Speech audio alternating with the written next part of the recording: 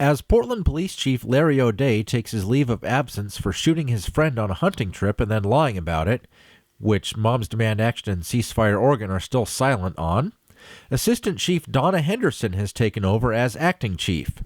Here she is laughing while giving her oath of office as she was promoted to Assistant Chief of Investigations back in 2013.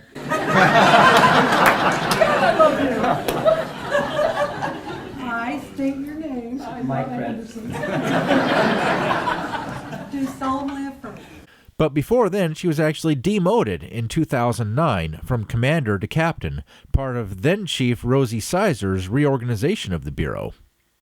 Just last year, Henderson was involved in a cover-up where officers involved in a shooting were allowed to watch the surveillance video of the incident before giving their statement, which is against policy and was criticized by the U.S. Department of Justice. Henderson also defended the 48-hour rule, which is a union bargain policy that prohibits internal affairs from interviewing officers involved in deadly shootings and death in custody until 48 hours have elapsed. All evidence gathered after that would be thrown out.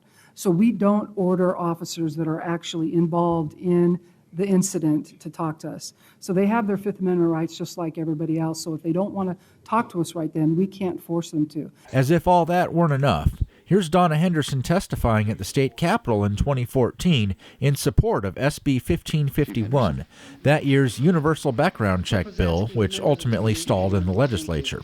For the record, my name is Donna Henderson. I'm an Assistant Chief of Investigations for the Portland Police Bureau. I have been with the Bureau for over 25 years, and in my career I've investigated my fair share of crimes that involved guns.